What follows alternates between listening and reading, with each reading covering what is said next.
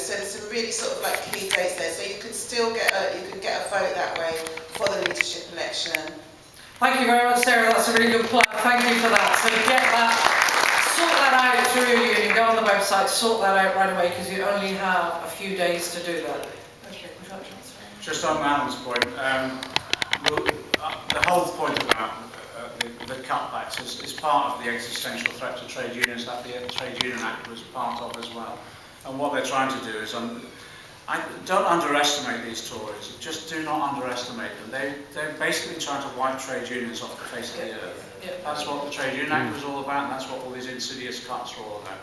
With regard to the trade union fund, they will reinstate it, of course we will. But also watch this space in the next couple of weeks, because what Jeremy's launching is a concept of a national education service. So in other words, we're trying to give priority to almost trying to create a priority to education as on the same level as the NHS.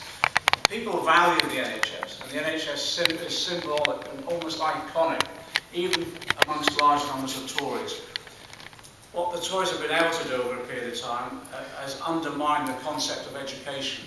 And so what we've got to do is try and re-establish education in this country as a service that's valued in the same way as the NHS. Do you understand what I'm trying to get at? Because they've whittled away at the ability of people to be educated. And it starts with cutting adult education. People should be able to go to education whatever age they are. It doesn't matter whatever age they are. It should be a life-improving thing. And in addition to that, we've always looked upon education as a sort of a gift from one generation to another for young people, but also a gift of sharing knowledge and sharing enjoyment and delight within life, at any age you are. So we're looking at how we, in the next couple of weeks, as part of our policy making, we introduced the concept of a national education service alongside a national health service and caring service. So in that way, we say actually it should be paid for through taxation, it should be accessible to all, and it should be accessible to anyone who wants or needs it at whatever age they are, and for whatever requirement that they have in life as well. And in that way, it's trying to build up a new approach to education in this country. But trade union education is an essential element of that, because it empowers people. So that's why they want to destroy it. So part of our National Education Service will wrap up into that the skills that people need in their lives, and one of those skills is the ability to either represent yourself or represent others, and that's part and parcel of trade union education. So trade union education will become part of the National Education Service that we'll launch. I think it's incredibly exciting, but you understand why they're trying to destroy it. It isn't just we're trying to save money, it's we're trying to destroy the ability of working class people to represent themselves. In terms of this issue about affiliated members, can I just say again what the NEC did on a vote of 14-14 was to also introduce the 6-month membership element of it. Again, if there's a challenge in the courts next week of individual members challenging the 6-month requirement for party membership before you can vote, and I think we stand a good chance of winning that. That will have a knock-on consequence for the affiliated members as well. But in the last elections, the affiliated members, to be frank, was the lowest number we had in certain unions and the lowest numbers that actually voted. And yet we've got, to be frank, on the numbers that we've got within our trade unions, we can actually determine the vote in terms of who is the next leader of the Labour Party. So it's absolutely critical that you go back and start, to be honest, phoning around branch members, seeing whether or not they've signed up and whether or not they're willing to participate. I think that would be such a boost for our campaign. It'd be incredibly helpful. So that's something really we should all go back and do over the next few days. Okay, were there any other questions? Yes, we've got one there, and one up in the gods up there. Can we have that one there? One there? Sorry. And then 2 up there. You're going to have to shout, I think. I don't think. Oh no, Dougie's coming with a microphone, but so we'll have you first. Hi, my name's Sandra, and I'm from Unison. And I just wanted to ask, within my day job, if you like, I work in child protection. So I work with some of the poorest families and conditions that we have. And what this government has done is it's eroded all the other agencies that we work with that work with children and families. and because of that they're now coming to me and to my colleagues in child protection, and we're having to take some instances some quite draconian measures to protect the children. What will Labour do to ensure that these families get the support and that we can break the cycle of abuse and poverty that these children are finding themselves in? That if we don't break it, I'm going to be working with some of their grandchildren, which I find I'm already doing now. Okay, thank you. We've got two questions from up here. The man at the front there, and then... Stretching my arm, Hilda. Sorry? I was stretching my Oh, arm. you're stretching your arm. Okay. Yeah, what I'd like to know as well is what you plan, because we've got a lot of disabled people. Now, I work for the Wimbledon Council. We've had day centres, homes closed and everything for disabled people. And we're talking about stresses, what they're putting the families under now. What I want to know is what your plans are for the future to get all that back up and running. Because, you know, it's a huge strain for a lot of families. Okay, thank you. Are there any more questions? I'll take one more, and that's it. One more question, and then it'll be Phil. Hi, Steve Owens from Leicestershire Police Unison.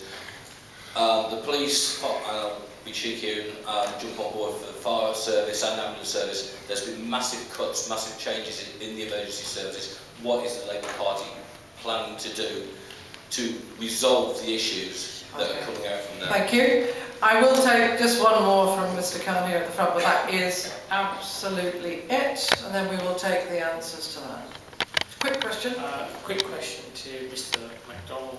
I'm Ali Khan from Camden Unison. Amongst the issues that have been discussed, what will the Labour Party also do with regards to housing, which is council housing, which is under serious threat with the Housing and Planning Bill?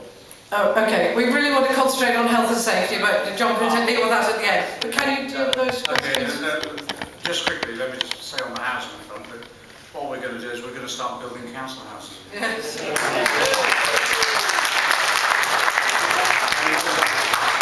In places like Camden as well, introduce rent controls if the local authority wishes it.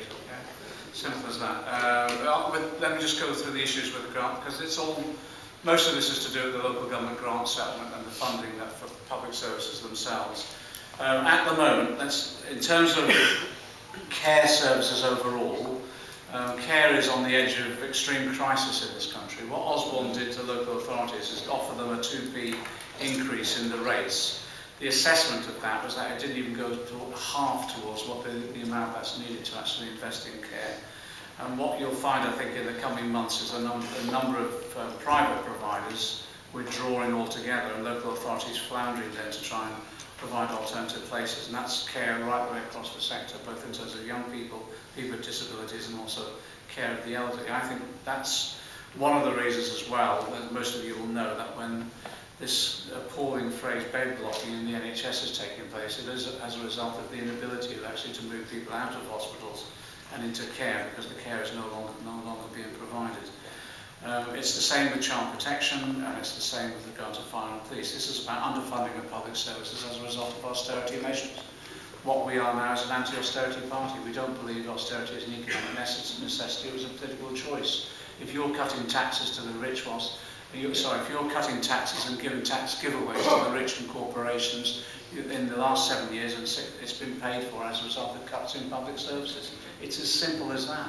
It's a straightforward formula that they've used to ensure that the rich get their cut and the corporations maximise their profits. They've actually paid for that with cutbacks, particularly with regard to public services in local government. The local government finance settlement itself has been the worst that we've seen in recorded history. But in addition to that, it's been used in a way in which some of the most deprived communities have had the worst grant settlement, while some of the richest areas have got the best. And that's as a result of the contortions that the Tories have and the bias that the Tories have introduced into the finance arrangements for the grant for local government in particular. What will we do? Well, we'll start investing in public services again. It's as simple as that. In terms of fire and the police, we've been working with the FPI Up until recently, I was the secretary of the FBU parliamentary group. We've been working on the plans about what needs reinstated, how much that will cost, and also how we'll end any of the outsourcing of the services that have been threatened with regard to fire. And it's the same with the police. What we've seen is significant cutbacks in terms of policing numbers as a result of the cutbacks in the police grant. With regard to child protection, my wife was an education psychologist. I hear it every day, just how much children are at risk at the moment as a result of what's going on, because we've had, in local government in particular, but in education as well, even through the academies, we've had cutbacks in layer after layer of staff. We've sort of seen specialists go that we were dependent on in the past, and I think some of those levels of provision are actually on the level of dangerous at the moment. It all requires investment. It requires long-term, patient, stable investment in public services.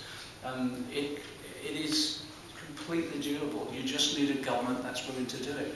In terms of New Labour, I have a lot of criticisms for New Labour, but the investment, I chaired my local early years partnership, and there was a lot of investment that went in.